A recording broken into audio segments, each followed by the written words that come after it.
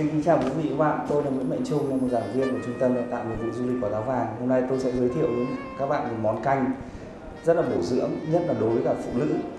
Món canh đu đủ xanh nấu với gà ác và rong biển. Như các bạn biết là đu đủ thì là một loại quả rất là tốt cho sức khỏe. Thứ hai là gà ác thì trong đông y thì nó là một vị thuốc, và trong món ăn của Nhật thì người ta sử dụng cái lá rong biển này rất là nhiều. Hôm nay tôi sẽ kết hợp giữa gà ác và đu đủ với rong biển để tạo ra một cái món ăn mà có lợi cho phụ nữ. Ngoài ra chúng ta muốn có cái màu sắc cho cái món ăn thì chúng ta có thể thêm cà rốt. Ở đây thì các bạn sẽ sơ chế. Việc đầu tiên các bạn sẽ phải gọt đu đủ. Các bạn sẽ bỏ phần hột bên trong. Sau đấy các bạn sẽ cắt vuông hình quân cờ.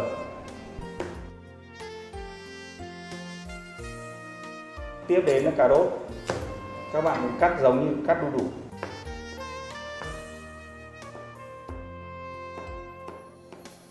Gà các bạn sẽ để nguyên con và các bạn sẽ cho vào nước son. Ngoài ra ở đây thì các bạn sẽ sử dụng một chút cam thảo, vì cam thảo nó cũng có cái tính rất là mát và để cho người ta dễ ngủ. Các bạn sẽ dùng muối, một chút xíu mì chính, và các bạn dùng bột gà. Sau đấy các bạn sẽ cho nước vào và các bạn hầm. Khi các bạn đã hầm cái món canh này trong khoảng 30 đến 40 phút rồi thì chúng ta sẽ cho rong biển vào. Và cùng lúc này thì chúng ta cũng sẽ dùng hành,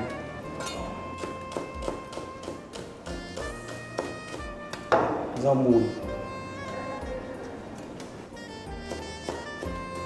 Khi các bạn cho rong biển thì các bạn lưu ý là các bạn phải để to lửa.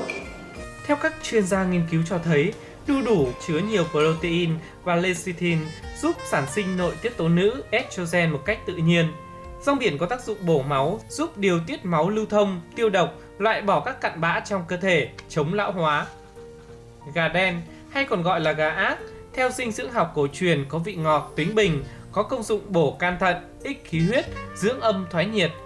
Khi kết hợp các nguyên liệu này trong món canh kể trên sẽ giúp cải thiện công năng miễn dịch, tăng cường khả năng chống đỡ bệnh tật của cơ thể, đặc biệt giúp chị em phòng chống hữu hiệu, hỗ trợ điều trị hiệu quả những căn bệnh phụ khoa gây nhiều phiền toái.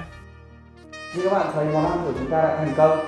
Bằng tất cả những cái nguyên liệu có xung quanh chúng ta đã có một món canh rất là bổ dưỡng dành cho các bà, các mẹ, các chị. Xin kính chào quý vị và các bạn.